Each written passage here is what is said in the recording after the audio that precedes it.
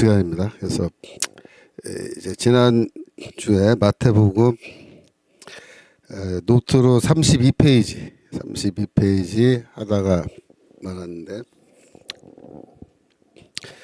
지금 마태복음에서 이제 세례 요한에게 예수께서 세례를 받으시는 그 장면을 이제 우리가 공부하고 있는 거예요. 그러니까 마태복음 3장 부분인데, 지난주에 이사야서 40장 우리 살짝 함께 볼까요? 이사야서 40장 3절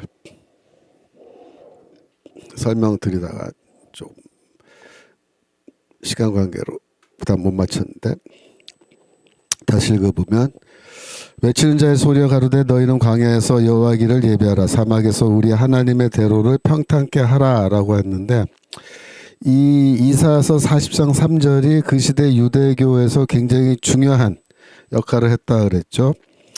예를 들어서 쿰란 공동체라고 하는 그 당시에 에센파 공동체입니다. 이 사람들이 이제 고고학적 발굴을 통해서 우리가 이제 알게 됐는데, 그 사람들의 그 많은 책들 중에 어떤 책이 있냐면 공동체 규율이라는 책이 있어요. Community Rule 혹은 The Rule of the Community라고 하는 그 책이 있는데, 그 책을 읽어보면은 왜 쿰란이 그 광야로 나가서 거기서 공동체 생활을 했는지 그 이유를 거기서 설명하고 있는데, 그 이유를 설명할 때 이사야서 40장 3절을 인용하고 있는 거예요. 즉 이 쿰란 공동체는 여호와의 길을 예비하기 위해서 광야로 나간 거예요. 정말로 나간 거예요. 그러니까 문자적으로 이 구절을 읽은 거예요. 그래서 거기에 나가서 집을 짓고 공동체를 만들어서 거기서 생활하면서 뭘 했냐면, 그 율법을 연구하고 가르치고 배우고 실천했습니다. 그래서 이 사람들이 길을 닦는 방법은 뭐냐면은 율법을 연구하고 가르치고 배우고 실천하는 거예요. 그게 길 닦는 거예요. 여호와의 길을 예비하는 것이라고 생각했습니다. 복음서에 보시면 마태, 마가, 누가, 또 요한복음에 이르기까지 세례 요한이 다 나와요. 다 나오는데, 이 세례 요한을 누구로 소개하고 있냐면 광야에서 외치는 자의 소리로 그렇게 세례 요한을 이해하고 있습니다. 그 말은 뭐냐면 교회도 이사야서 40장 3절을 매우 중요하게 생각했고, 하지만 쿰란과는 다른 방식으로 이 구절을 해석한 겁니다. 즉 쿰란은 문자적으로 해석해서 정말로 광야에 나갔지만, 교회는 이것을 어떤 특정한 사람으로 본 거예요. 외치는 자의 소리. 누구냐? 그 세례 요한이다. 그래서 세례 요한은 광야에서 나타났습니다. 그래서 세례 요한이 광야에서 회개하라, 또 나에게로 와서 세례를 받으라라고 그렇게 말한 것이 곧 여호와의 길, 하나님의 길을 예비하는 것으로 그렇게 이해한 겁니다. 그래서 세례 요한은 길 닦는 사람이야. 세례 요한은 길을 닦아놔요. 그러면 그 뒤에 그 길로 누가 오시냐면 하나님이 오시는데, 복음서는 그 길로 예수가 오신다라고 그렇게 얘기합니다. 예수가. 그래서 내 뒤에 오시는 분이란 말은 뭐야? 예수, 메시아를 가리키는 건데, 나는 그분의 신발끈도 매지 못하는, 나하고는 비교 불가능한 그런 어마어마한 분이 내 뒤에 오신다라고 세례 요한은 그렇게 말했어요. 그래서 복음서는 그 세례 요한의 길, 여호와의 길을 따라 오시는 하나님이 누구시냐? 바로 예수 그리스도다, 이렇게 보는 거예요. 예수 그리스도가 바로 하나님이시다라는 뜻으로 세례 요한이 그 길 닦는 자다, 이렇게 말한 겁니다. 그런데 문제는 뭐냐면, 세례 요한은 대체 무슨 종류의 일을 한 거냐? 그거를 여러분들이 잘 이해하셔야 돼요. 그거를 이해할 수 있는 중요한 단서가 어디 있냐면 요한복음 1장 28절이 있습니다. 요한복음 1장 28절을 보시면 거기에 굉장히 재미있는 말이 나와요. 이 일은 요한의 세례 주던 곳, 곧 세례 주던 곳 요단강 건너편 베다니에서 된 일이라. 무슨 말이냐면 세례 요한이 어디에서 세례를 줬냐면 요단강 건너편에서 세례를 줬다라고 그렇게 얘기한 겁니다. 이 굉장히 중요한 사실이 왜 그런지 한번 보겠습니다. 여러분 그 먼저 지도를 좀 보셔야 되는데 지난주에 파워포인트 우리 보던 그 파워포인트의 밑에 지도가 있어요. 좀 내려가셔서 예, 더 내려가면 밑으로 예, 그 지도 한번 보여주세요. 예. 여기 이렇게 보시면 저 위에 갈릴리 호수가 있고 아래 사해 바다가 있죠. 그 두 개 호수를 연결하고 있는 게 요단강이에요. 요단강. 요단강이 있는데 요단강 건너편, 그러니까 동쪽이죠. 동쪽에 보면 거기 베다니, 비안드 조던, 그 베타니가 그 요단강 건너편에 있는 마을이에요. 그 왼쪽 요단강 안쪽에는 서쪽이죠. 거기 뭐가 있어요? 여리고. 여리고는 어떤 성입니까? 출애굽한 그 주의 백성들이 처음으로 가나안 땅으로 쳐들어갈 때 첫 번째 점령한 지역이 여리고예요. 여리고. 그래서 예수께서도 이제 여리고에 여러 번 가셨죠. 그래서 이제 여리고에 관한 스토리가 나오는데 여러분들이 그 기억할 것은 요단강 건너편에서 세례 요한이 세례를 줬다는 겁니다. 왜 건너편일까요? 건너편보다 안쪽, 그러니까 요단강 안쪽, 가나안 땅 쪽에서 했으면 더 접근이 쉬웠을 텐데 하필이면 요단강 건너편에 가서 활동한 겁니다. 실제로 여러분들이 그 성지답사를 가시면 세례요한 기념교회라는 게 있어요. 지금 세례요한 기념교회. 그 바로 위에 하나 올려주시면 그 세례요한 기념교회. 이게 바로 베다니에 있는 예수가 세례요한에게서 세례받은 것을 기념하는 그 기념교회예요. 근데 요게 지금 요르단에 있다고. 요르단. 이스라엘이 아니고. 왜냐하면 이스라엘과 요르단의 그 경계선 국경이 요단강이에요. 그래서 이 버스로 이제 그 우리가 성지답사 갈 때 이동할 때 삥 돌아서 국경을 넘어서 요단강 쪽으로 가야 돼. 요르단으로 가야 돼. 요르단으로 가서 요르단 쪽에서 이거를 이 교회를 볼 수 있어요. 이스라엘 쪽에 없어요. 그러니까 지금도 그렇다고. 요단강 건너편에 이 기념교회가 있다고요. 왜 세례요한은 요단강 건너편에서 활동했을까라는 질문을 던져야 돼요. 이 질문에 해답을 찾으면 우리가 왜 세례요한이 요단강 건너편에서 세례 줬는지 뿐만 아니고 세례요한이 어떤 일을 하는 사람이었는지를 우리가 파악할 수 있게 됩니다. 이게 중요한 대목이에요. 이게. 여러분들 이 요단강 건너편 제 지도로 한번 제가 그려보겠습니다. 여기에 갈릴리 바다가 있고 여기에 사해가 있고 여기 요단강이 흐르는 거예요. 갈릴리 호수 뭐 바다라고도 하고 이건 사해.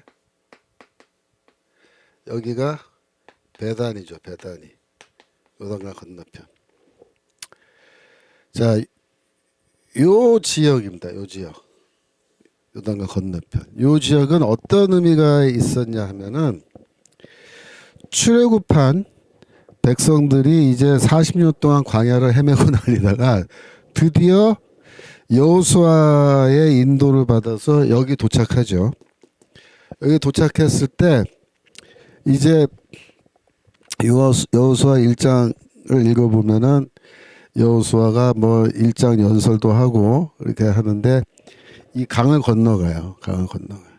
근데 강을 건너갈 때 법궤를 메고 건너가죠.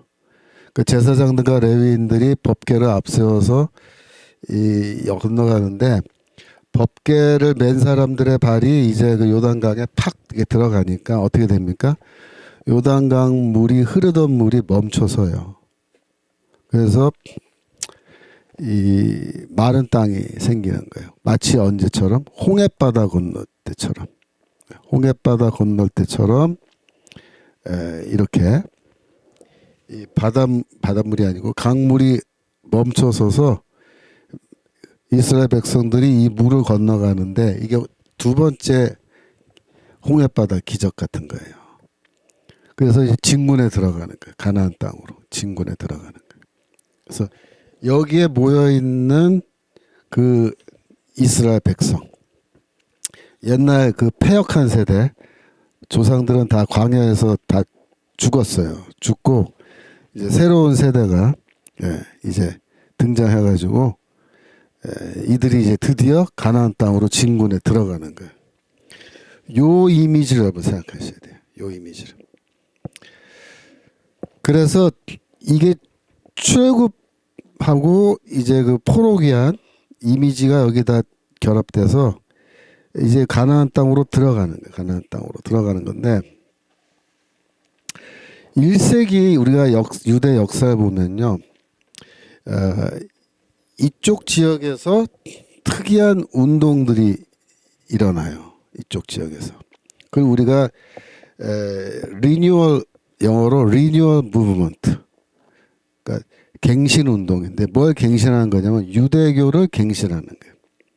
유대교 갱신 운동이 요단강 건너편에서 일어나는데 여기에 대한 기록이 있어요. 그 요세푸스라고 하는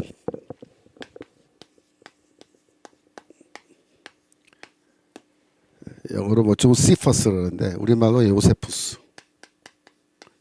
요세푸스의 책이 남아 있는데 유대 고대사란 책이 있어요. 유대 고대사. 그다음에 유대 전쟁사 이런 책이 있는데 이 한국말로 번역이 돼 있어요. 유대 고대사, 유대 전쟁사. 생명의 말씀사에서 이 책이 다 번역돼서 나와 있는데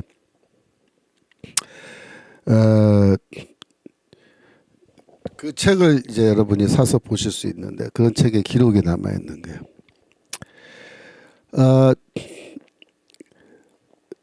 채팅창에 보니까는 모세가 승천한 얘기 때문에 여러분들 뭐 레아TV 엘리야가 여기서 승천했고 엘리야 영으로 오셔서 뭐든 모세도 여기서 승천, 또 알지너님은 레아님 뭔 소리예요? 모세가 어디로 승천합니까? 설마 방해자는 아니지요? 했는데 그게 무슨 말이냐면 그 출애굽기에 보면 그 출애굽기 그러니까는 그 모세 오경에 보면은 어디지? 가만있어 봐. 모세가 이제 죽은 걸로 돼 있어요. 모세가 어디 가냐면은 신명기 34장 5절.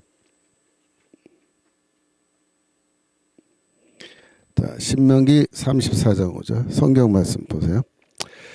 이에 여호와의 종 모세가 여호와의 말씀대로 모압 땅에서 죽어, 그죠? 벳부엘 맞은편 모압 땅에 있는 골짜기에 장사되었고 오늘까지 그 묘를 아는 자 없으니라 이렇게 되어 있죠. 그래서 이제 신명기에는 모세가 죽은 걸로 분명히 이제 되어 있는데 이제 유대교 전승에서는 모세가 죽지 않고 하늘로 승천했다 그렇게 돼 있어요. 유대교는 좀 틀려요. 유대인들 앞이들이 이거를 성경에 죽었다고 돼 있지만 죽지 않고 승천했다고 그렇게 또 주장합니다. 그래서 유대교 그 문서 중에 모세 승천기라는 책도 있어요. 그리고 이제 느보산이라 그러는데 느보산이라는 산이 이제 그 이스라엘 땅 그 영역 안에 있는 산인데 실제로는 그 느보산에 이제 성지답사 가면 여러분들이 느보산에다 가보실 수 있는데 저도 다녀왔는데 거기 느보산에 가면 모세 승천 기념 뭐 기념 교회라 그럴까요? 그런 게 하나 또 있어요. 그래서 모세가 거기서 하늘로 승천했다 라고 돼 있는데 그래서 유대교 전승에서는 엘리야도 하늘로 승천했죠. 그죠? 엘리야도 승천했고 모세도 하늘로 승천했다. 이렇게 돼 있어요. 그다음에 또 에녹도 이제 죽지 않고 하늘로 승천했죠. 이제 세 사람이 이제 하늘로 승천한 걸로 돼 있어요. 그 유대교 전승입니다. 그러니까 기독교는 아니고. 그래서 그 모세가 승천한 곳은 느보산이니까 그러니까 여기는 아니에요. 베단이는 아니에요. 그러니까 레아티비님은 이제 혹시 여기서 승천한 거냐 그랬는데 그건 아니고 다른 산이 따로 있습니다.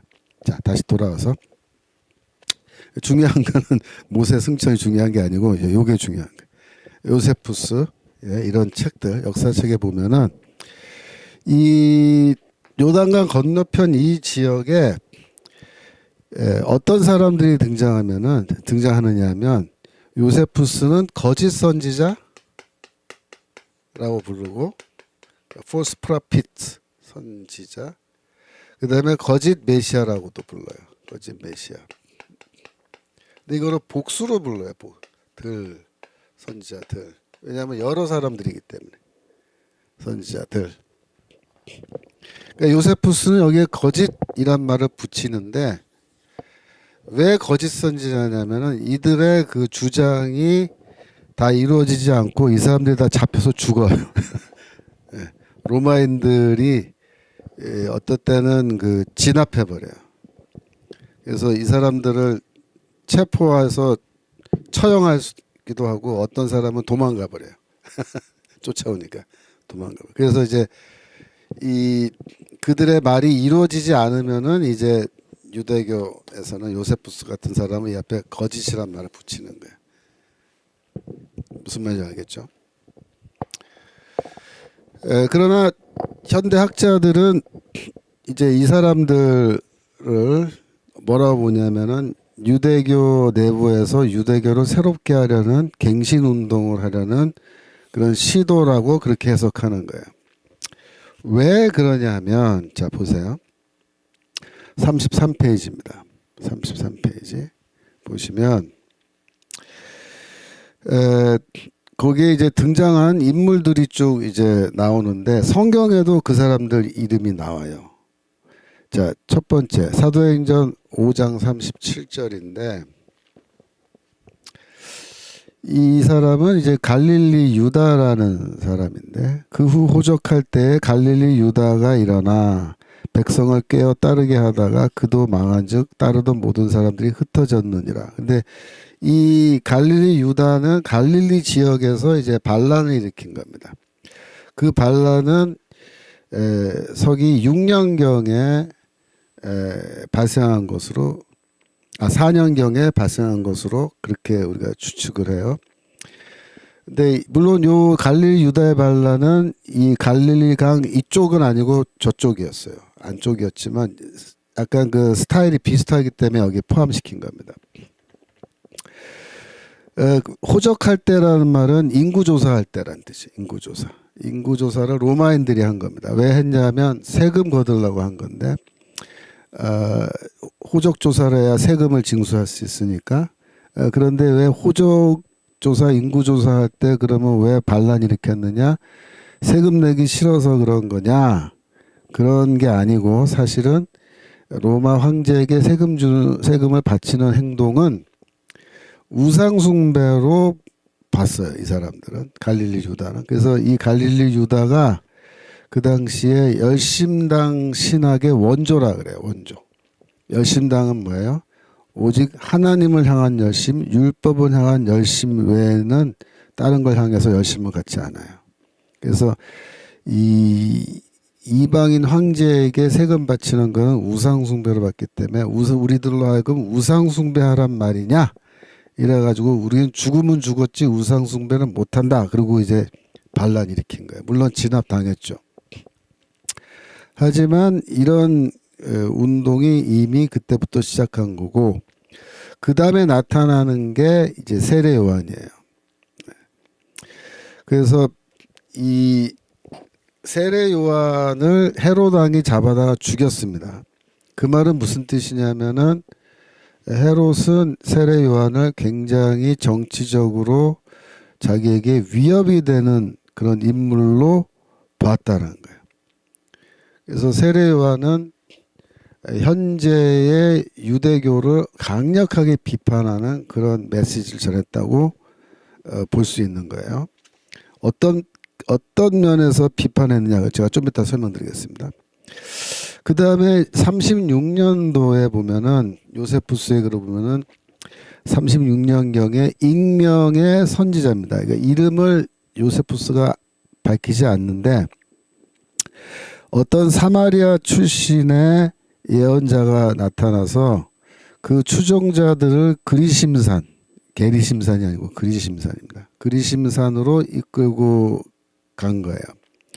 그래서 그는 자기 자신을 신명기 18장 18절 지난주에 공부했죠. 모세와 같은 선지자로 자기 자신을 그렇게 주장했어요. 그는 사마리아 경전을 모세 오경으로 이렇게 보았고 성전이 다시 세워진다라는 그런 예언을 했다 그래요. 그래서 빌라도가 이제 군대를 보내서 진압했어요. 즉 이 모임은 이 익명의 선지자와 그를 추종하는 사람들의 모임은 일종의 뭐 영성 수련회 같은 게 아니었다라는 걸 보여줘요. 그래서 스피리추얼 리트릿이 아니었다. 근데 이거는 이제 마틴 헨겔이라고 하는 독일의 유명한 학자가 자기의 책에서 그렇게 이제 재밌게 표현을 해서 저도 여기다가 이제 그대로 표현해 놓은 인용해 놓은 건 셈인데 무슨 말이에요? 이 유대교 리뉴얼 무브먼트, 이 유대교 갱신 운동은 어떤 면에서는 종교적 운동이면서 어떤 면에서는 뭐예요? 쉽게 보면은 또 이게 정치적 운동으로 쉽게 볼 수 있어요. 그 빌라도 같은 사람이 이거 굉장히 위험한데 그냥 순수한 종교적 모임이 아닌 것 같은데 그러니까 군대 보내서 진압해 버린 거예요. 아시겠죠? 예. 44년에서 46년에 스우다스라는 사람이 등장하는데 이 인물은 요세푸스의 글에도 나오고 성경에도 나와요. 사도행전 5장 36절. 이 가말리엘이라고 하는 바울의 선생이죠. 가말리엘이 이제 산헤드린에서 연설할 때 이 얘기를 한 거예요. 이전에 드다가 일어나 스스로 자랑하며 사람이 약 400이나 따르더니 그가 죽임을 당함에 쫓던 사람이 다 흩어져 없어졌고 그렇게 말하죠.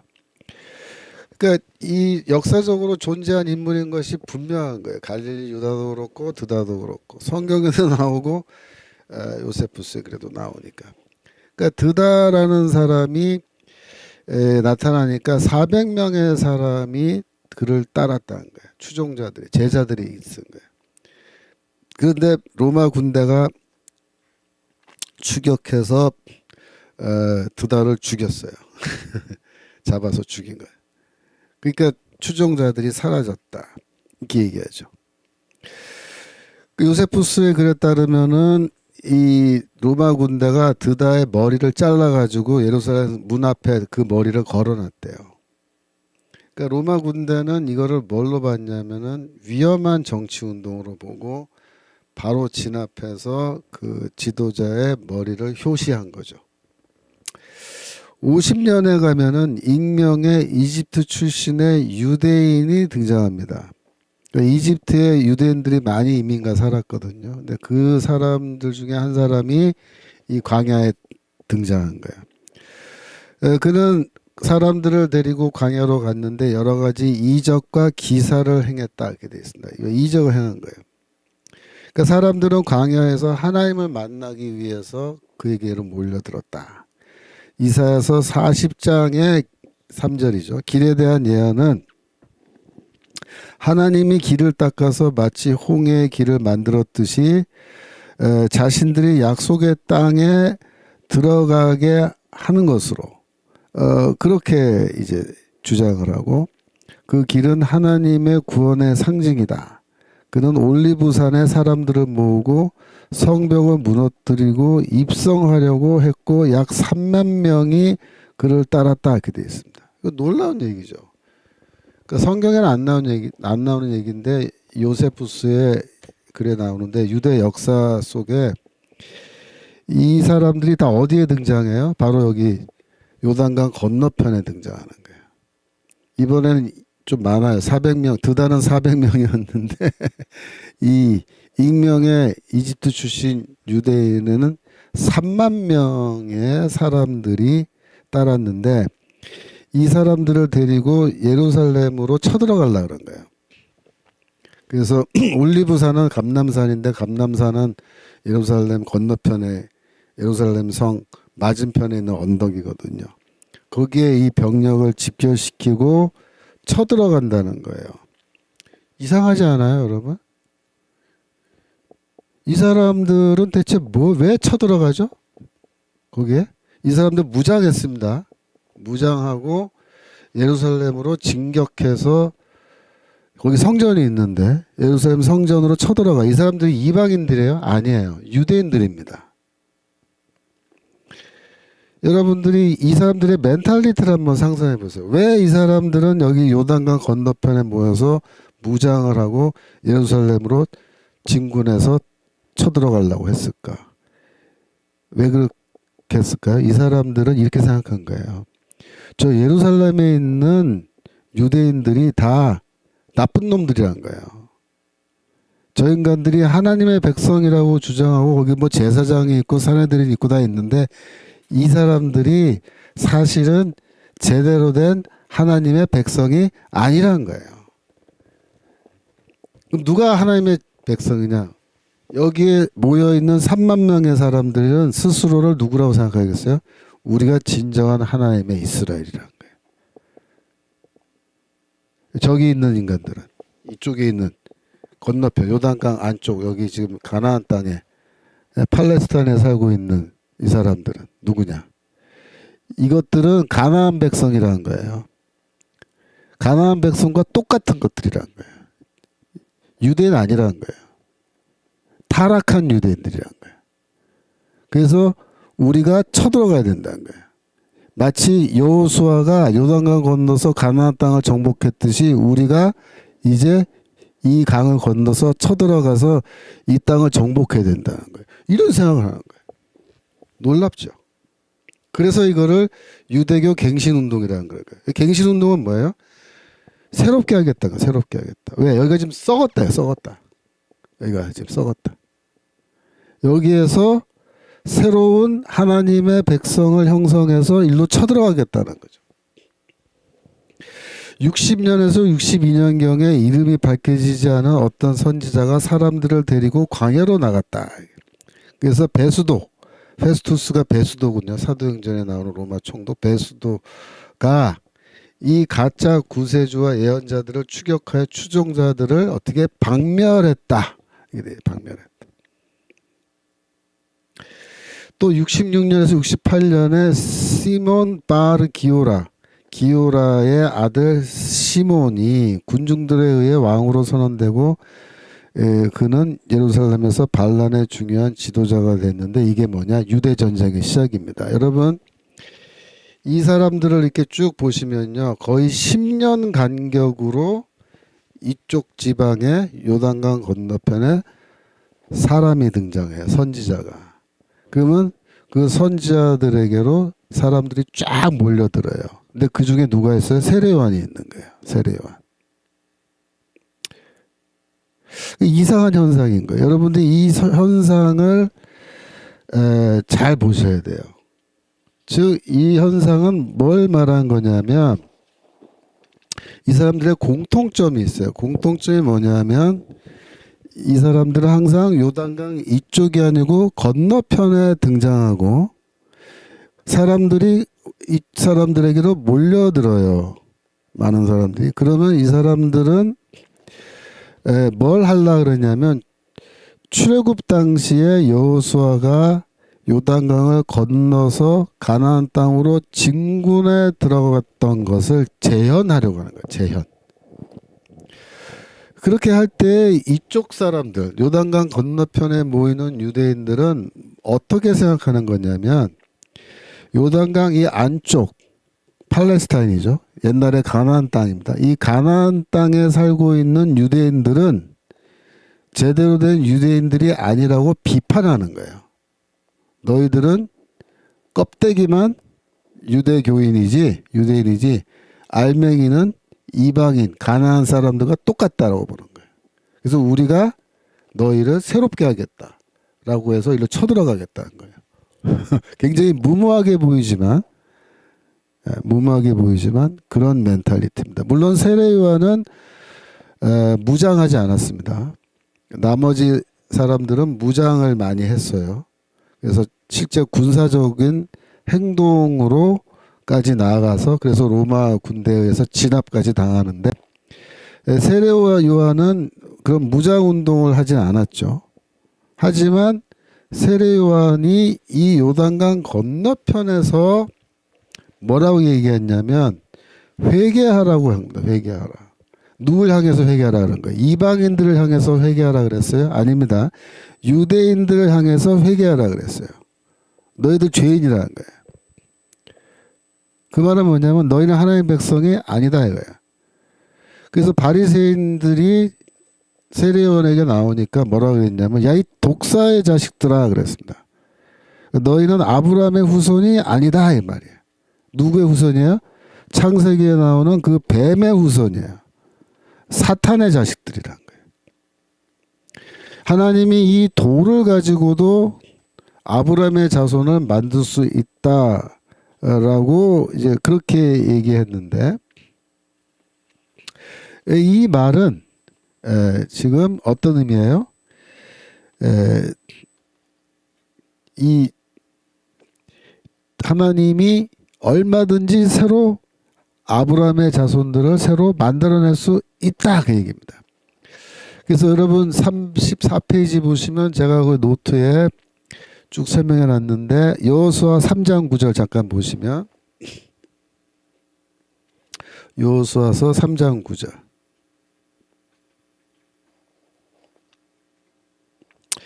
여호수아가 이스라엘 자손에게 이르되 이리 와서 너희 하나님 여호와의 말씀을 들으라 하고 그러죠.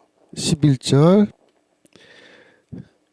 보라 온 땅의 주의 언약궤가 너희 앞서 요단강으로 들어가나니 그랬죠. 16절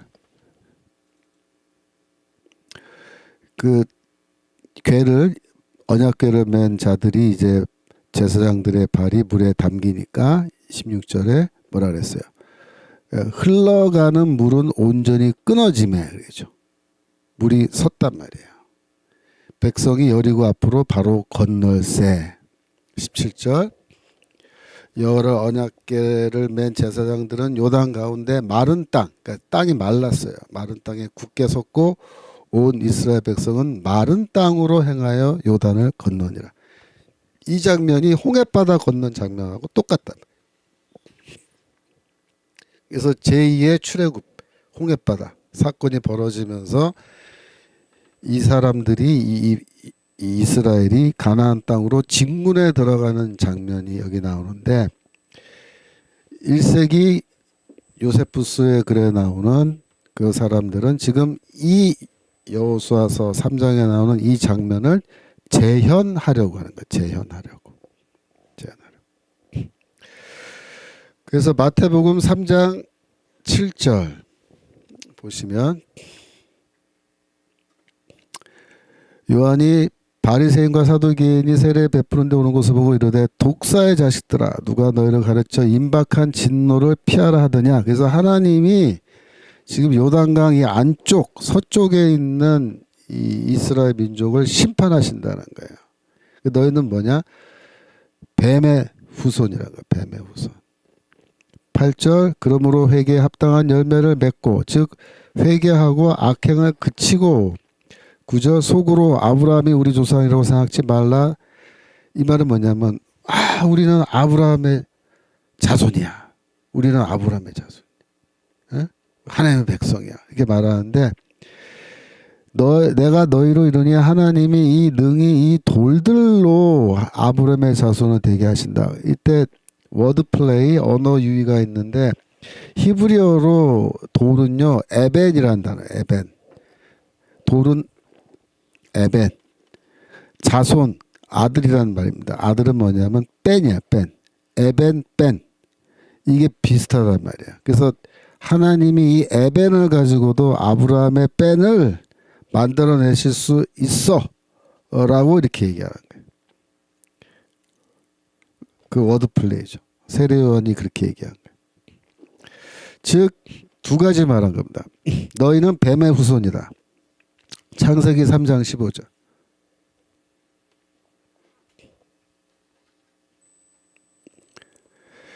내가 너로 여자와 원수가 되게 하고 너의 후손도 여자의 후손과 원수가 되게 하리니 라고 할 때 너의 후손은 뭐예요? 뱀의 후손이죠. 뱀의 자식들. 독사의 자식이란 말이에요. 그게. 그러니까 너희는 독사의 자식이란 말은 너희는 뱀의 후손이라는 말이에요. 너희는 여인의 후손과 원수 관계에 있는 거예요. 원수, 여인의 후손. 세례 요한은 뭐 하는 사람이에요? 여인의 후손.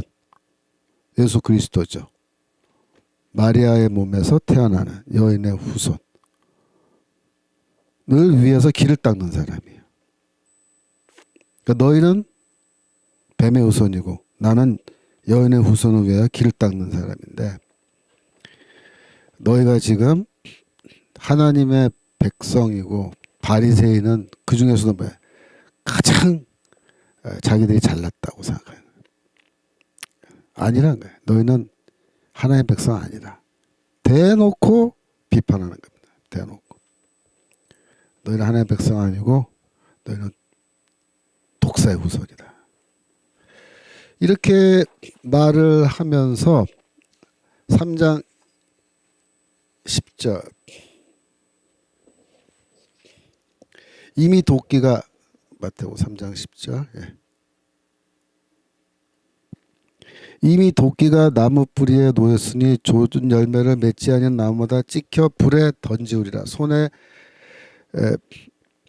그 다음 12절 손에 키를 들고 자기의 타작마당을 정하게 하사 알곡은 모아 곡간에 들이고 쭉정이는 꺼지지 않는 불에 태우시라. 이렇게 말하면서 뭐라고 얘기하냐면 여기서 알곡은 누구겠어요? 알곡은 지금 회개하고 나에게로 와서 세례받은 사람이 일단은 알곡이에요. 지금 이 대목에서는. 그죠? 누가 쭉정이에요? 회개도 안 하고 나한테 와서 세례도 안 받는 인간들은 다 쭉정이에요. 근데 그 인간들은 다 어떻게 된다? 불에 태워진다. 하나님 심판받아서. 그러니까 인구로 따지면요. 생각해 보세요.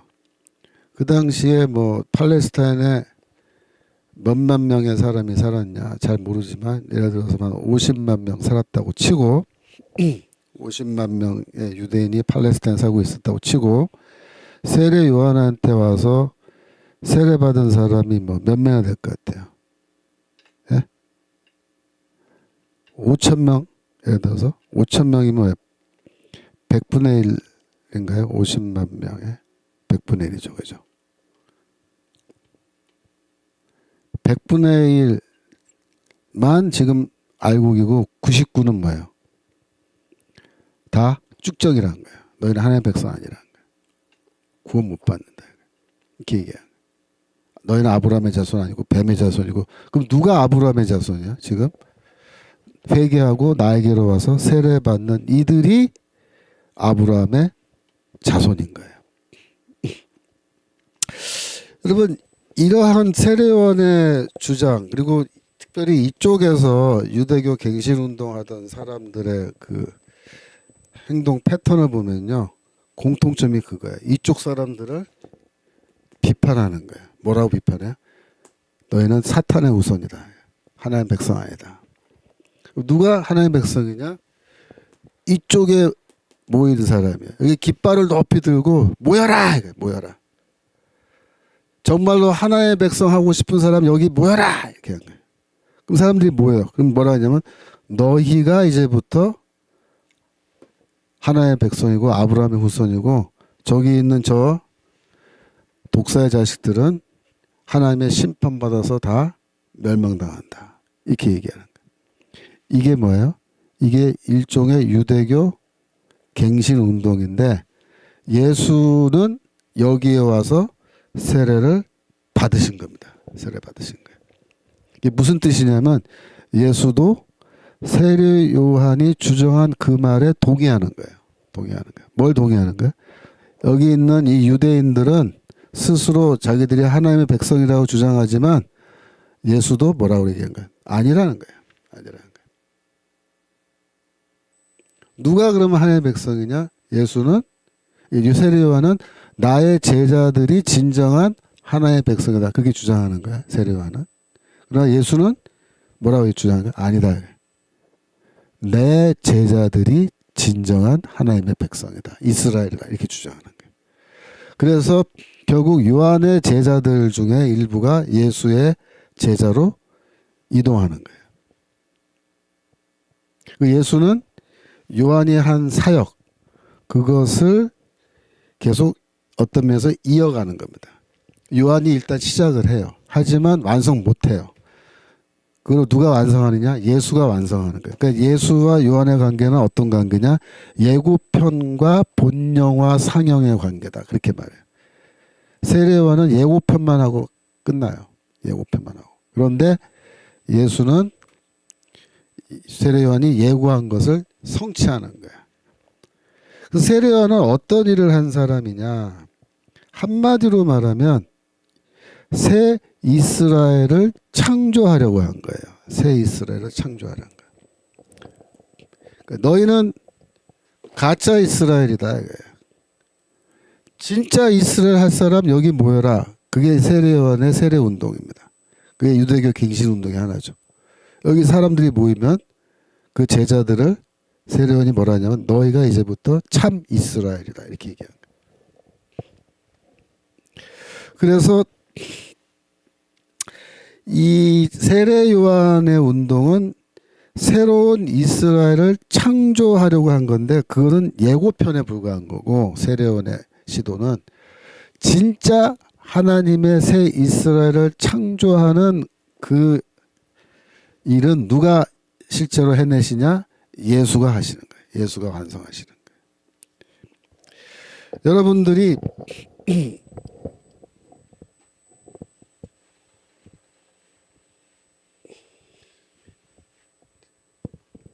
이 유대교 갱신운동에서 제일 중요한 질문이 뭐냐면 제가 거기 노트에도 해놨는데 Who are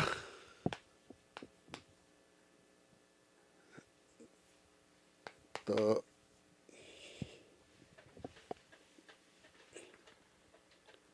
true Israel of God? 이 질문이에요. 누가 진정한 하나님의 백성인가? 이 질문이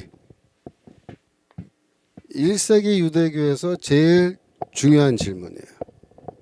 누가 진정한 하나님의 백성이냐? 이 얘기예요. 그러니까 이 유대교 갱신운동 하던 사람들은 이쪽에 있는 압도적 다수의 유대인들은 진정한 하나님의 백성이 아니라고 본 거예요. 아니다. 이런 현상들이 이미 유대교 안에서 일어나고 있는 겁니다. 예수도 그 질문에 대한 대답을 하는 거예요. 예수의 대답은 뭐예요? 나의 제자들이 진정한 하나님의 백성이다. 그렇게 대답하시는 거예요. 내 제자들. 그래서 여러분들이 그 유대교 안에 보면 1세기 유대교, 그러니까 우리가 학자들은 제2성전기 유대교라 그래요. 그러니까 세컨 템플은 그 바벨론에서 돌아와서 그 새로 지은 그 성전을 말하는 거죠. 그래서 이 두 번째 성전이 70년에 로마 군대에서 무너졌는데 그때까지의 유대교를 말하는 거예요. 그래서 이 제2성전기 유대교의 특징은 뭐냐면 다양성입니다. 다양한 분파들이 있어요. 다양한 분파들이 그 안에. 그래서 어떤 분파가 있었느냐? 첫 번째로 사두개파, 두 번째 바리새파, 그 다음에 세 번째로 에셈파, 쿰란 같은 게 SM파죠. 네 번째로 열심당 이런 게 있는데 이 분파들끼리 서로 어떤 관계냐면 서로 논쟁하는 관계예요. 논쟁. 그래서 여기 사두개파 있고 여기 바리새파 있고 여기에 SM파 있고 여기에 열심당이 있으면 보세요. 자기들끼리 논쟁을 하는 거예요. 뭐 어떤 논쟁이냐면 바로 이 주제입니다. 누가 진정한 하나님의 백성이냐라는 이 주제를 놓고 이 분파들이 서로 논쟁하는데 각자가 다 뭐라고 주장하냐면 우리야말로 진정한 하나님의 백성이다 이렇게 주장하는 거예요. 너희들은 다 가짜다. 보세요. 이 바리새파라는 사람들은 율법을 해석할 때 바리새 랍비들의 율법 해석만 인정합니다. 다른 랍비들의 율법 해석은 인정하지 않아요. 우리는 오직 바리새주의를 따르는 랍비들의 가르침만을 신봉하는데 그들이 율법을 해석하는 그 방식에 따라서 율법을 지켜야만 율법을 제대로 지키는 거다 이거예요. 나머지 사람들은 다 엉터리로 지킨다 이거예요. 그 말은 무슨 말이에요? 우리만 율법을 제대로 지키는 제대로 된 하나님의 진정한 백성이고 다른 너희 모두들은 다 뭐나? 너희들은 다 엉터리 가짜다. 가짜다. 이렇게 주장하는 거예요. 그럼 SM파는 뭐라 그럴까요? SM파는 바리새파 향해서 웃기지 마라. 웃기지 마라. 우리 쿰란 같은 경우에도 우리 쿰란처럼 이 쿰란에는 The Teacher of Righteousness라고 의의 선생이라는 사람이 이 쿰란을 만들었어요. 근데 의의 선생이 가르치는 대로 율법을 이해하고 해석하고 적용하고 행하는 그런 방식의 사람들, 즉 우리 SM파를 제외한 나머지 사람들은 다 엉터리다 이거예요. 심지어 SM파 사람들은 예루살렘 성전도 인정하지 않았어요. 성전 그거 가짜다, 엉터리다. 어떻게? 우리가 하나님의 성전이다 이렇게 주장해요. 우리가 하나님의 성전이다.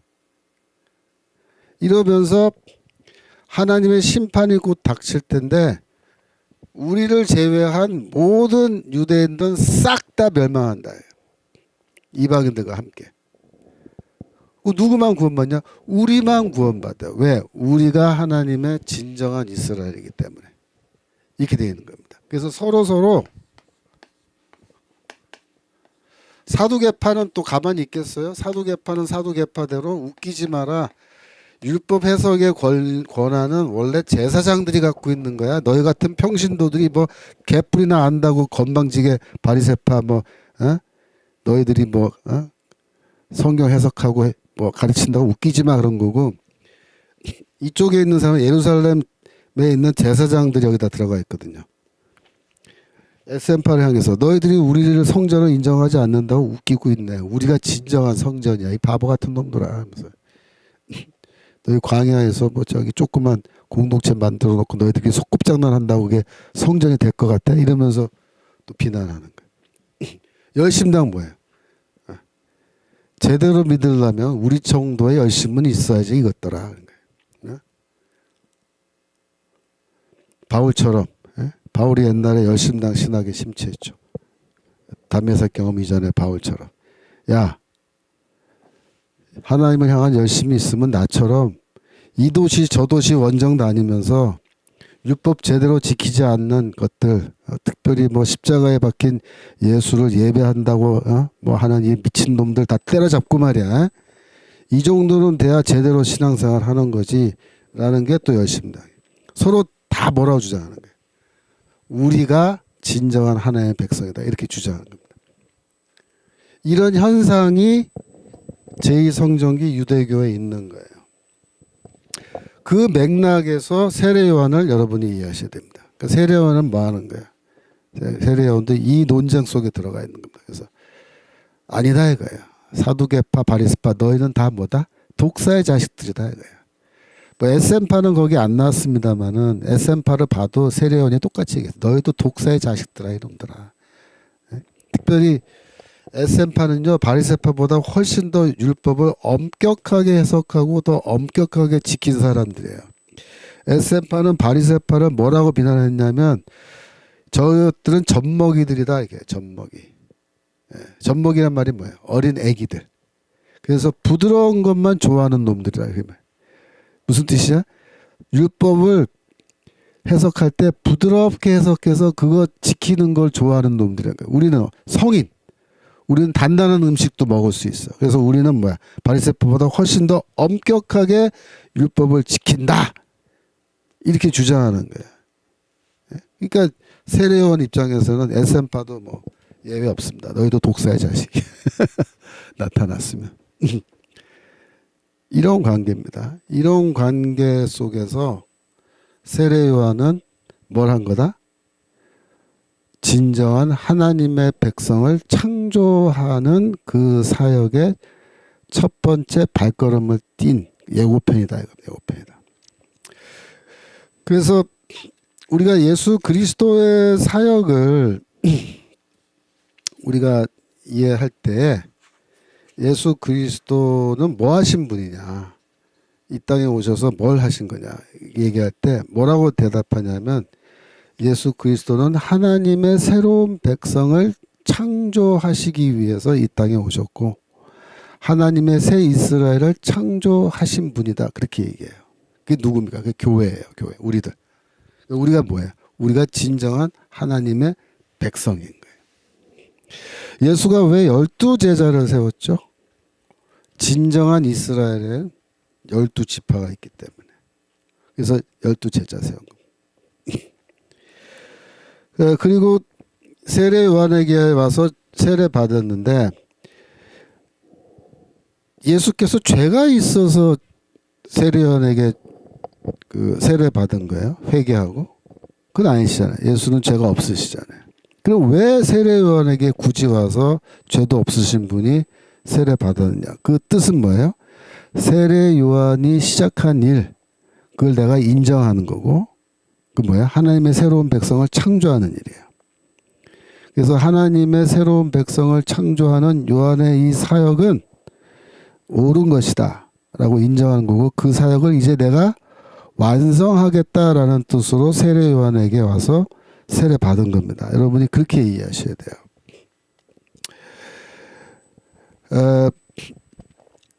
이 예수의 사역도 그래서 요단강 건너편에서 시작한 사역으로 보셔야 돼요. 사실상 요단강 건너편에서 세례를 받으실 때 이미 예수는 그의 사역이 앞으로 어떤 사역인지를 선언하신 거예요. 내가 앞으로 할 사역은 뭐다? 하나님의 진정한 이스라엘을 내가 창조하겠다. 새롭게. 그렇게 얘기한 거예요. 마태복음 5장 14절에 마태복음 5장 14절에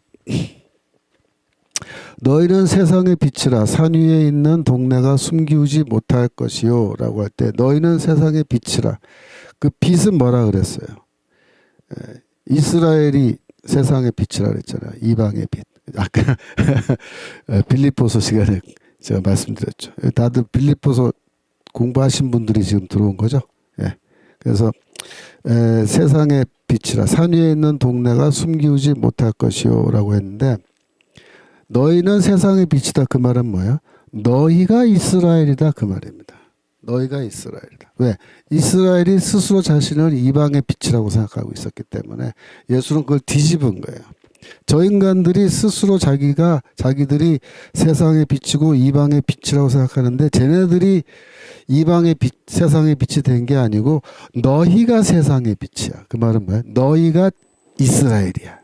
저들은 이스라엘 아니다. 그 말입니다. 너희가 유대인이야. 진정한 유대인. 그러니까 저 인간들은 다 육체 할례 받고 다 유대인이죠. 하지만 예수는 저들은 진정한 의미에서 아브라함 후손 아니야 라는 뜻으로 이렇게 말하는 거예요. 너희가 아브라함의 후손이야. 너희가 이스라엘이야. 너희가 유대인이야. 그 뜻입니다. 너희가 세상의 빛이야. 그래서 이 당시에 어떤 그 유대교의 분위기는 뭐냐면 너 유대인으로 태어난 거야? 너희 엄마도 유대인, 너희 아버지도 유대인이야? 그럼 너도 유대인이네? 이런 게 이제 정상적인 거잖아요. 근데 그 이 시대 분위기는 뭐냐면 그래도 너 유대인 맞아? 진정한 유대인은 그냥 할례 받고 뭐 엄마 아버지가 유대인이고 그렇다고 자동적으로 유대인 되고 이스라엘 되고 하나의 백성 되는 거 그거 아닌데? 라는 이런 분위기가 팽배해 있는 시절입니다. 여러분 바울이 뭐라고 얘기하냐면 야 네가 유대인이라고 유대인이 된 거 아니야. 네가 육체 할례 받았다고 다 유대인 되고 구원받고 뭐 아브라함 우선되고 그런 줄로 착각하지 마. 이렇게 얘기하잖아요. 그죠? 근데 바울의 그 이야기가 바울만 그렇게 얘기하는 거예요? 아닙니다. 그 시대에 이 사두개파, 바리새파, 열심당, 에세파 사이의 논쟁 자체가 뭘 전제로 한 거냐면 엄마 아버지가 유대인이고 네가 8일 만에 할례 받았다고 해서 네가 정말로 하나님의 백성인 거야? 아니야 라는 그런 전제를 가지고 지금 논쟁을 벌이고 있는 거예요. 아까 요단강 건너편에 왜 갱신운동이 일어나느냐? 저 인간들이 지네들 스스로 유대인이라고 생각하죠. 그 사람들 오늘날로 말하면 유대교 그 패스포트 다 갖고 있는 거예요. 근데 이쪽 건너편에 요단강 건너편에 온 사람들은 뭐라고 얘기한 거냐면 그거 유대인 패스포트 갖고 있어봐야 그거 가짜야. 하늘의 패스포트를 받아야지 이 얘기하는 겁니다. 하나님이 인정하시는 진정한 유대인이 돼야 정말로 유대인이지. 저 뭐 껍데기만 유대인이라고 유대인 아니야. 이렇게 얘기한 거죠. 그러니까 바울이 로마서 2장 28절 29절. 로마서 2장 20장 아니고 2장 28절. 바울이 이렇게 말해요. 대저 표면적 유대인이 유대인이 아니요 표면적 육신의 할례가 아니니라. 자, 잘 보세요. 이 말을 바울만 한 거예요? 아닙니다. 그 시대 유대교 내부에 이런 똑같은 말을 하는 사람들이 무지무지하게 많았어요. 일단 세례 요한에게 세례 받으러 온 사람들은 바울의 이 말에 다 동의하는 거예요. 예. 표면적 유대인이라고 유대인은 아니다 이거예요. 진짜 하나님의 백성 하고 싶은 사람 여기 모여라 했을 때 그쪽으로 간 사람들은 이거 껍데기만 유대인이라고 유대인 아니야 라는 말에 동의한 겁니다. 2장 29절 오직 이면적 유대인이 유대인이며 할례는 마음에 할전이 신령에 있고 이문에 있지 아니한 것이라. 즉 속사람이 껍데기가 아니라 속사람이 유대인이야 진짜 유대인이고 육신의 할례는 마음의 할례에 비하면 아무것도 아니고 마음의 할례는 뭐냐? 신령에 있고 그 말은 뭐야? 영에 있다. 즉 성령 받음이 마음의 할례를 받는 것인데 의문에 있지 않다. 의문은 문자를 말하는 거예요. 문자는 뭘 상징해야? 율법. 율법은 문자로 돼 있잖아요. 율법을 지켰네 안 지켰네 그런 게 그 사람이 참 유대인인지 아닌지를 결정짓는 기준이 아니다 이거예요. 유대인인지 아닌지 결정짓는 기준은 뭐냐? 성령 받았느냐다 이거예요. 성령 받았느냐. 바울은 그렇게 얘기한 거예요. 성령 받으려면 어떻게 해야 되냐? 복음 믿어야 된다. 예수 그리스도의 복음. 그죠? 그 뭐야? 예수 그리스도 복음 믿고 성령 받은 사람이 누구야? 성도들이죠. 교회죠. 그러니까 교회가 기독교인들이죠. 결국. 이 교회가 예수의 제자들이죠. 예수의 제자들이 진짜 유대인이다. 그렇게 얘기한 거예요. 근데 이 바울의 주장은요. 바울만 하는 게 아니에요. 그 시대 많은 사람들이 이 주장을 했고 거기에 동의한 사람들이 적지 않았다. 물론 100% 모든 유대인들이 다 동의한 건 아니겠지만 상당수 이런 논쟁을 하는 사람들 다 이 전제를 인정하는 거예요. 아시겠죠? 그래서 여러분들이 세례 요한을 어떻게 이해하면 좋겠어요? 세례 요한의 세례 운동. 그건 뭐다? 그 당시 유대교 안에 요단강 건너편에서 유대교 갱신 운동이 있었는데 그 갱신 운동의 가장 핵심적인 주제는 Who are the true Israel of God? 누가 진정한 하나님의 백성인가? 라는 주장이었고 이 주장은 요단강 서편에 살고 있는 대다수의 유대인들을 비판하는 그들을 비판하는 입장에 있는 사람들이 이 운동을 주도했는데 세례 요한도 그런 맥락에서 보면은 새로운 하나님의 백성을 창조하는 그런 시도를 한 건데 그것은 예고편 시도에 불과한 것이고 예수가 거기 오셔서 세례를 받으심으로 예수는 영어로 말하면 세례 요한을 인도르스한 거예요. 인도르스. 인정한 겁니다. 인정하고 그가 하는 운동, 하나님의 새 백성을 창조하는 그 운동을 이제부터 누가 하느냐? 예수가 직접 하시는 거예요. 예수가 직접. 그렇게 이해하시면 돼요. 아시겠죠? 자, 36페이지. 7번. 예수의 세례는 그가 누구인지를 보여준다. 예수께서 세례받고 물에서 올라오실 때 하늘에서 목소리가 들렸어요. 3장 마태복음 3장 16절. 예수께서 세례를 받으시고 곧 물에서 올라오실새 하늘이 열리고 하나님의 성령이 비둘기같이 내려 자기 위에 임하심을 보시더니 하늘로서 소리가 있어 말씀하시되 이는 내 사랑하는 아들이요 내 기뻐하는 자라 하시니라. 이렇게 되어 있습니다. 자, 그 구약 성경에 보면 메시아에게는요 하나님이 자신의 성령을 주신다라는 그런 내용이 예언되어 있습니다. 대표적으로 이사야서 11장 1절.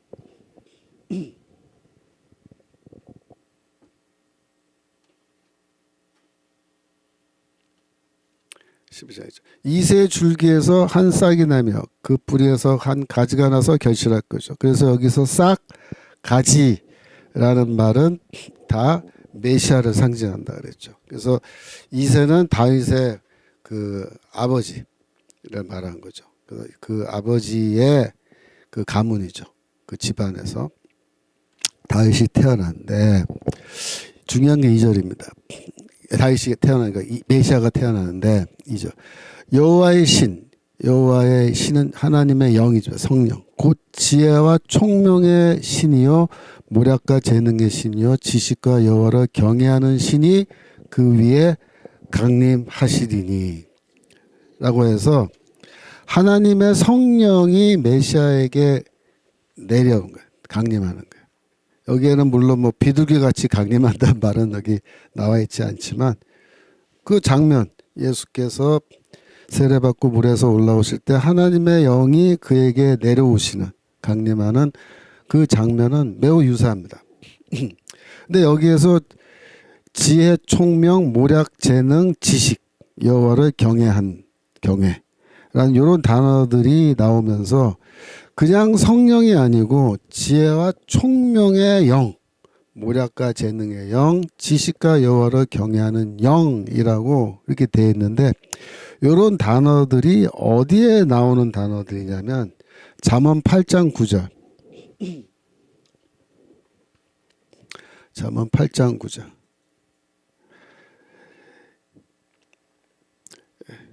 이는 다 총명 있는 자의 밝히 하는 바요 지식이 없는 자의 정직히 여기는 바니라 라고 해서 총명, 지식. 여러분 성경책 펴셨으면 거기 동그라미 치세요. 총명이란 말, 지식. 여기 다 이사야서 11장 2절에 나오는 단어죠. 그 다음에 10절 보시면 10절 훈계, 지식도 나왔죠. 훈계를 받으며 정금보다 지식을 얻으라. 훈계, 지식. 11절 대저 지혜는 진지보다 나음으로 지혜란 말 나왔죠. 12절 내려가셔서 나 지혜는 명철로 주 삼으며 지혜 동그라미 치고 명철 동그라미 치고 그 다음에 지식과 근신 찾아온다니 지식 동그라미 치고 13절 여호와를 경외하는 것은 그렇죠. 여호와를 경외하는 영 그죠? 동그라미 치고 14절 지식 명철 또 나왔죠. 뭐 계략도 나왔어. 도략 동그라미 치고 이런 단어들이 전부 다 뭐를 묘사할 때 나오는 등장하는 단어들이냐면 지혜를 설명할 때 나오는 거예요. 지혜는 지식, 총명, 명철 이런 단어들하고 다 동격이에요. 동격. 그중에 여호와를 경외하는 것, 지식, 참된 지식, 명철. 그래서 이사야서 11장 2절을 다시 돌아가 보시면 메시아에게 내리는 하나님의 영은 지혜와 총명의 영, 모략과 재능의 영, 지식과 여호와를 경외하는 영이에요. 그러니까 어떤 영이에요? 한마디로 말하면 지혜의 영이에요. 지혜의 영. 하나님이 지혜의 영을 내주셨어요. 그래서 이 메시아는 이 지혜의 영을 갖고 계신 분이기 때문에 거의 지혜 그 자체예요. 지혜 그 자체. 지혜 자체가 메시아가 되셔서 이 땅에 오시는 분이다. 그런 뉘앙스입니다. 아시겠죠? 지혜 그 자체가 메시아로 찾아오는 거예요. 우리를. 그래서 이 11장 1절 2절은 하나님이 메시아에게 지혜를 주시기 때문에 이 하나의 사인이에요. 무슨 사인이냐면 어떤 사람에게 하나님의 성령이 임하는 걸 이제 가시적으로 보여주는 것은 어떤 뜻이냐면 이 사람이 바로 나의 메시아다 라는 것을 가시적으로 보여주는 거예요. 그 얘기예요. 그 얘기. 그래서 이 이사야서에 나오는 예언이 실현된 겁니다. 언제? 예수가 세례받고 올라오실 때. 이사야서 42장 1절에도 보면은 42장 1절, 42장 1절 보시면 거기에 이제 주의 종의 노래 첫 번째 노래인데 42장 1절 내가 붙드는 나의 종 내 마음에 기뻐하는 나의 택한 사람을 보라 내가 나의 신을 그에게 주었은즉 그게 돼 있죠. 나의 신 뭐야? 나의 영 성령이죠. 이 주의 종에게 나의 성령을 주셨다 이렇게 돼 있어요. 주셨다. 그러니까 예수가 물에서 걸어서 올라오실 때 그에게 성령이 비둘기같이 임하는 이 사건은 예수가 누구라는 것을 보여준 거예요. 바로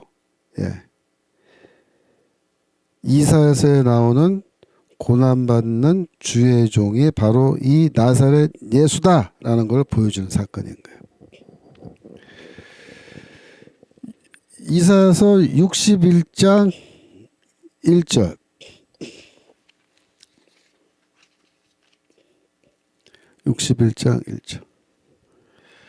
주 여호와의 신이 내게 임하였으니 이는 여호와께서 내게 기름을 부으사 가난한 자에게 아름다운 소식을 전하게 하려 하심이라.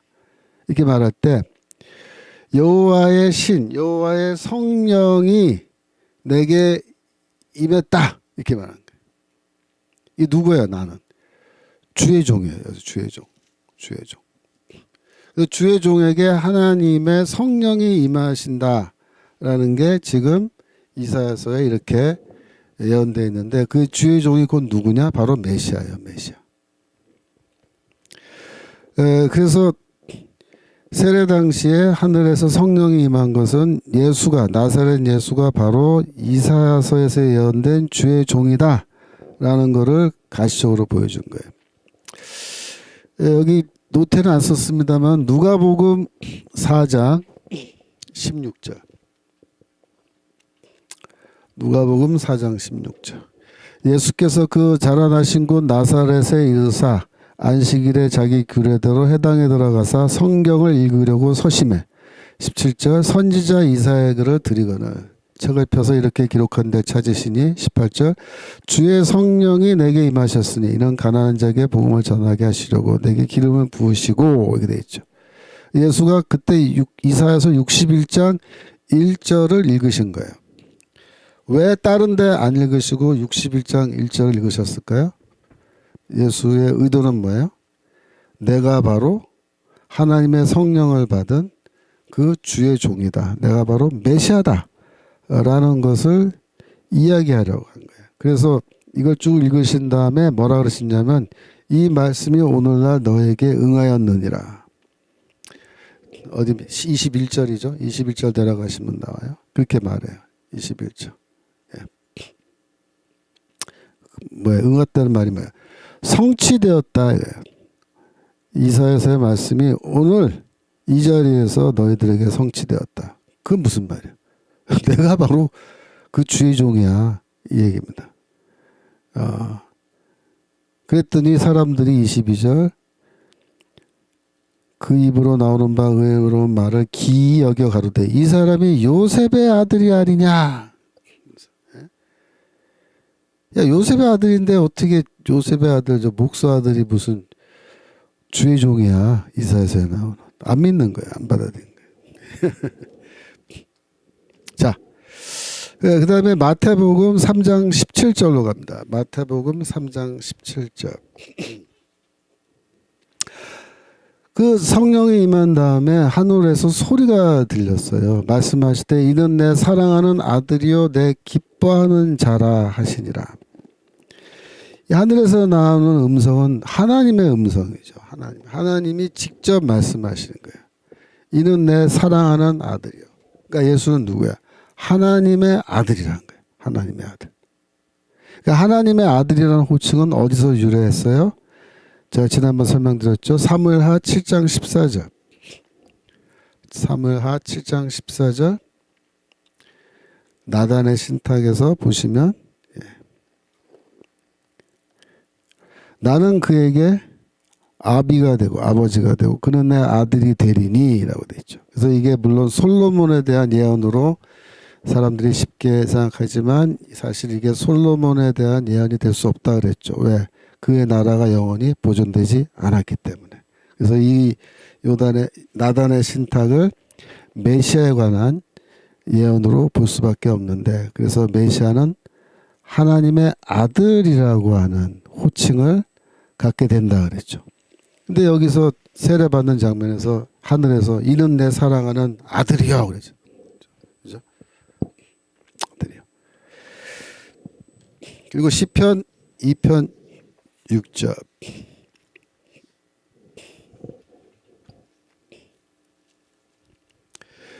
시편 2편도 메시아 시편인데 내가 나의 왕을 내 거룩한 산 시온에 세웠다 하리로다. 내가 영을 전하노라 여호와께서 내게 이르시되 너는 내 아들이라 오늘날 내가 너를 낳았도다. 그래서 여기서도 메시아를 하나님의 아들로 이렇게 얘기하는 거예요. 시편 89편 27절. 시편 89편도 메시아 시편인데 27절 내가 또 저로 장자를 삼고 세계 열왕의 으뜸이 되게 하며 메시아는 하나님의 장자예요. 장자 첫째 아들. 그러니까 하나님의 아들이 여럿 있어서 예수가 첫째 아들 그게 아니고 장자라는 말은 아버지와 매우 친근한 관계 속에 있는 아들이란 뜻으로 장자란 말을 쓰는 거예요. 성경의 언어를 여러분들이 생물학적 언어로 이해하시면 안 돼요. 장자, 아들 이것을 생물학적 관계로 이해하시면 안 돼요. 그게 아니고 이거는 하나님과 예수 그리스도 사이에 친근한 그 친근감 영어로 인티머스라고 그래요. 인티머스 친근감을 표현하는 인간의 언어인 거예요. 그래서 장자라는 말은 아주 친근한 관계 속에 있는 아들이시다 그런 뜻입니다. 특별히 사랑하는 아들이다라는 말을 썼는데 여기서 아가페토스라는 단어를 쓴 거예요. 아가페라는 말이 사랑이라는 걸 아시죠? 그래서 아가페토스는 사랑하는 근데 이 단어는 어디서 사용됐느냐? 창세기 22장 16절.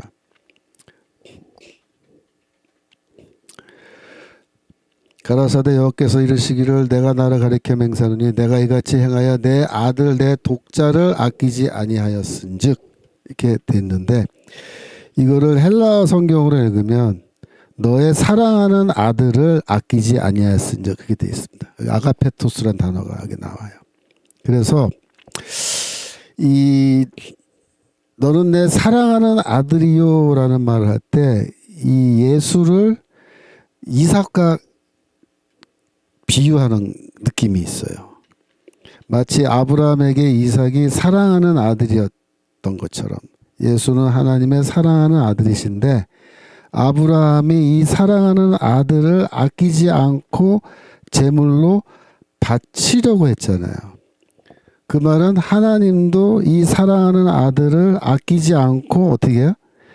제물로,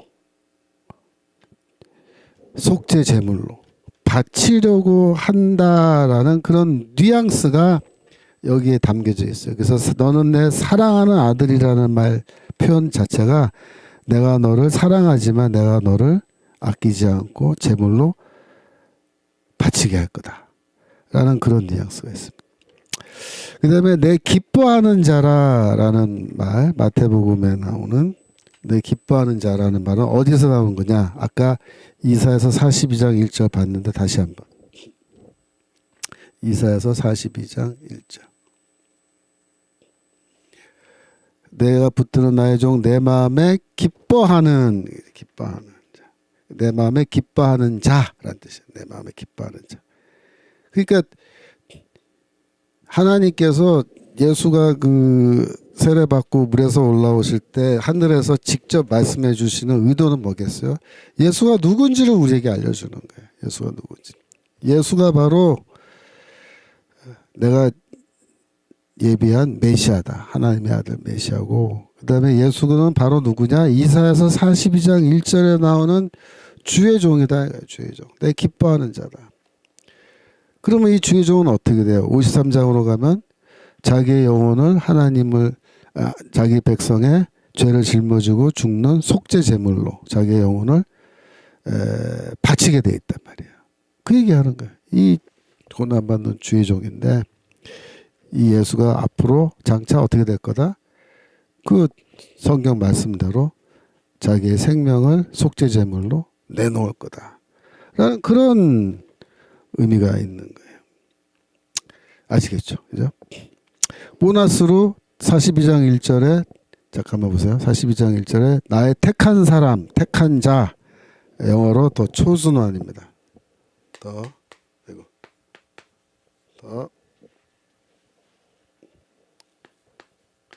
chosen one. 이때는 대문자로 써요.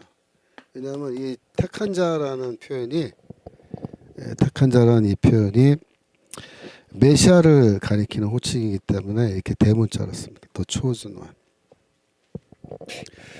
이 선택한 자라는 이 말은 사무엘상 16장에 나와요. 그 사무엘상 16장 8절에 보면 다윗의 아버지 이새죠. 이새의 집에 사무엘이 기름병을 두고 간다고요. 왜? 사울 왕을 이제 하나님이 버리셨고 새로운 왕을 찾으시는데 이새의 집의 아들 중에서 내가 왕을 세운다. 그래서 기름 들고 간 거예요. 그러니까 이새가 아비나답을 불렀어요. 사무엘 앞을 지나게 하니까 사무엘이 뭐라고 얘기하냐면 이도 여호와께서 택하지 아니하셨다 그랬습니다. 선택하지 않았다. 이는 하나님이 선택한 자가 아니다 그런 말이에요. 9절에도 보면은 산마가 지나가니까 이도 여호와께서 택하지 아니하셨다. 7명 다 지나게 하니까 뭐라 그래요? 여호와께서 이들을 택하지 아니하셨느니라. 11절에 가서 야 아들 이거밖에 없어. 그러니까 저기 양치기 하고 있는 아들이 하나 있는데요. 그러니까 데려오라 그래. 12절.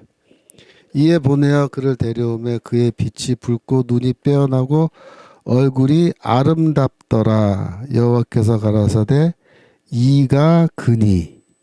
이가 그다. 이 사람이 그 사람이다 이 말이에요. 그 사람 뭐야? 내가 택한 사람이다. 이 사람이 내가 택한 자다라는 말이 이가 근이에요. 그러니까 다윗을 봤을 때 하나님이 뭐라냐면 이 다윗은 바로 내가 택한 자다.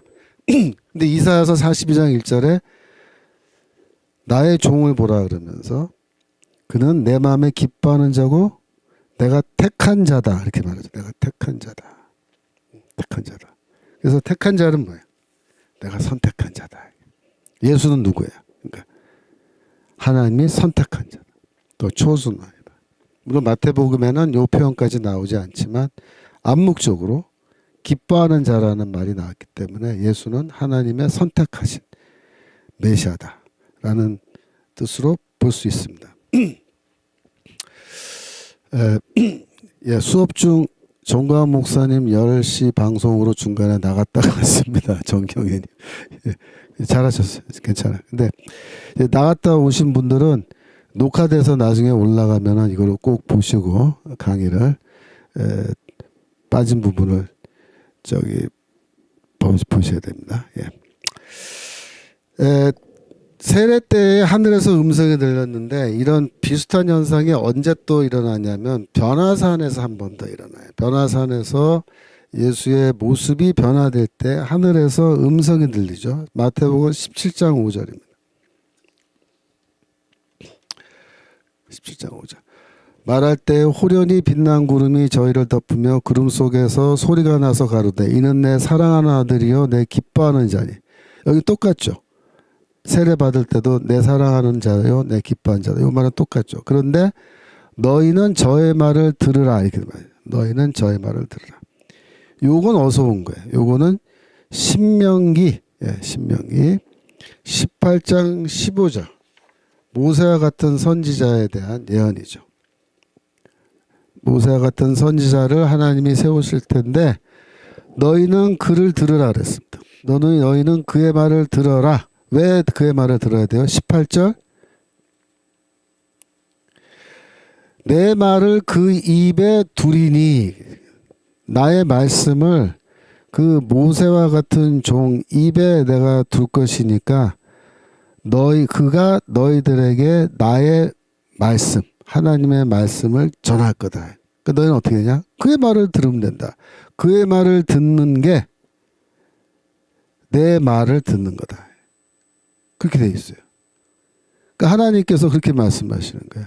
이 예수가 사실 내가 약속한 모세와 같은 선지자야. 이렇게 말한 거예요. 너희는 그의 말을 들으면 돼. 왜? 그가 내 말을 전하거든. 내 말을. 그의 말을 듣고 순종하면 그게 곧 뭐다? 나의 말을 듣고 순종하는 거랑 똑같은 거야. 그렇게 말씀하시죠. 그래서 여러분들이 기억할 것은 이 모세 같은 선지자는요. 이게 바로 예수 그리스도인데 이분은 어떤 분으로 오느냐. 그 입에 하나님의 말씀이 담겨져 있는 분으로 이 세상에 오신 거예요. 그래서 이 메시아는 즉 모세 같은 선지자는 기본적으로 교사입니다. 교사. 선생이에요. 왜? 입에 있는 말씀을 가르쳐 우리에게. 가르치고 우리는 배운단 말이야. 그래서 메시아는 우리에게 무엇보다도 교사로서 찾아오십니다. 교사로. 여러분 그걸 잘 기억하셔야 돼요. 마태복음은 어떤 메시아를 우리에게 보여주냐면 교사 메시아를 우리에게 보여준 거예요. 사실상 복음서에 마태, 마가, 누가, 요한복음에 예수에 대한 묘사는 다 뭐로 돼 있어요? 선생으로 돼 있습니다. 선생, 교사로.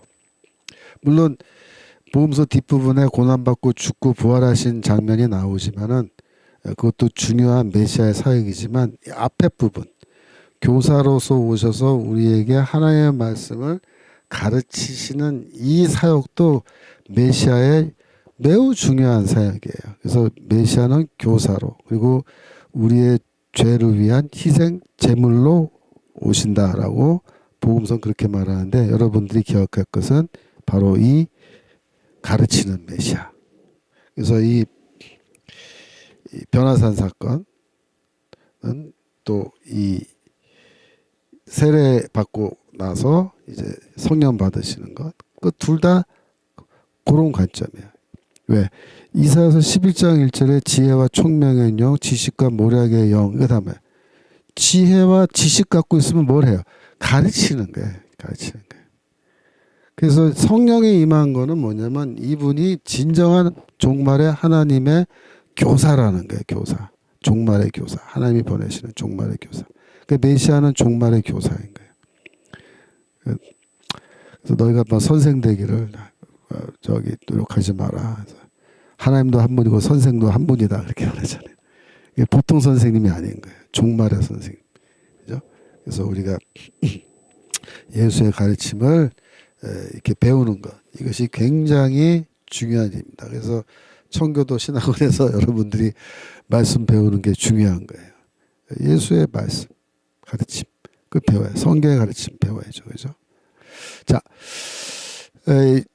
제가 노트 이제 오늘 만든 거 오늘 다 마쳤는데 이제 5장, 6장, 7장 노트를 이제 제가 만들어야 되는데 아직 못 만들었어요. 제가 요새 이것저것 하다 보니까 일이 많아서 좀 열심히 하는데도 아직 못 만들었네. 하지만 이번 주 안에는 반드시 마태복음 노트를 만들어서 여러분들 그 웹사이트에 올려 드릴 거예요. 그러니까 여러분들은 월요일 아침이 되기 전에 반드시 토요일이나 주일에는 반드시 웹사이트에 들어가셔서 김초롱 교수가 마태복음 교재 또 빌립보서 교재 만들어서 올려놨는지 확인하고 올려놨으면 그 프린트해서 수업 시작하기 전에 프린트해서 수업 준비를 해서 보시면 좋겠어요. 그러니까 반드시 주중에 주말 경에는 노트 확인해서 프린트를 하십시오. 제가 또 준비해서 하도록 하겠습니다. 40페이지부터 있다고요? 마태복음은 없을 거예요 아직. 그러니까 여러분들 그렇게 아시면 되겠고, 제가 사실 이번 주 중에 저기 홍콩에 그 아시아 지역 신학교들 그 세미나가 있어서 잠깐 갔다 와야 돼요. 그래서 제가 지금 홍콩 가서 아마 이거 노트 만들어서 올려드려야 될 것 같은데 하여튼 뭐 열심히 만들어서 준비하도록 하겠습니다. 그리고 아까 참 우리 그 오전에도 한번 말씀드렸는데 제 그 동영상 그 헬로 크리스찬이라고 하는 웹사이트에 제가 동영상 하나 올라간 거 있다 그랬죠, 그죠? 그래서 그 링크 다시 한번 올려주실래요? 링크를 아까 앞쪽에 올려두신 거 있는데, 그래서 이거 비디오 잠깐 화면에 보여주시고, 제가 김포에 있는 그 어떤 목사님이 자기 사제를 털어서 스튜디오를 잘 만들고 거기서 기독교 문화사역 하기 위해서 저 보러 와서 좀 이거 강의 좀 해달라 그래서 제가 하기로 마음 먹고 첫 번째 이제 영상 찍어서 올라왔어요. 그래서 앞으로 제가 좀 지속적으로 여기 시설과 서비스를 좀 활용하면서 제가 바울 신학에 대해서 여기서도 좀 가르치는 영상을 계속 올리려고 하니까 여러분들이 관심 갖고 좀 봐주시고, 그 다음에 주변에 있는 분들, 성도님들이나 또 신앙생활에 아직 관심 없는 분이라도 괜찮아요. 좀 전해주시고 해서 이 헬로 크리스찬 통해서도 제가 사역을 좀 하려고 그러니까 도와주시면 감사하겠습니다. 그래서 구독, 좋아요 많이 해주세요. 헬로 크리스찬이 지금 60만 명의 구독자 갖고 있습니다. 그러니까 지금 4만 명 돼 있는데 국내에 지금 그 기독교 사이트로서 엄청나게 지금 짧은 시간에 많은 구독자들을 지금 모으고 있어요. 이인숙 선생님, 교수님 40에서 61페이지 있다고 했는데 아닌 건데 내가 아직 안 올린 것 같은데 마태복음 맞아요? 저쪽 빌립보서 말고 마태복음에. 여하튼 자, 기도하고 마치겠습니다. 자, 하나님 아버지, 오늘도 말씀을 이렇게 전문적으로 다 배울 수 있도록 기회 주시면 감사합니다. 종말의 선생으로 우리에게 찾아오신 예수 그리스도의 가르침을 우리가 잘 한 말씀도 놓치지 않고 정확하게 이해하려고 노력하고 있사오니 주여 도와주시고 이 말씀 공부를 통해서 저희들의 영적인 성장, 신앙의 성장도 함께 일어나도록 도와주옵소서. 감사드리며 예수 그리스도 이름으로 기도합나이다. 아멘. 네, 감사합니다. 다음 주에 또 뵙겠습니다. 마태복음 40에서 64까지 제가 올렸나요? 제가 요새 건망증이 심해가지고 왔다 갔다 하는데 한번 보시죠. 예. 네, 감사합니다.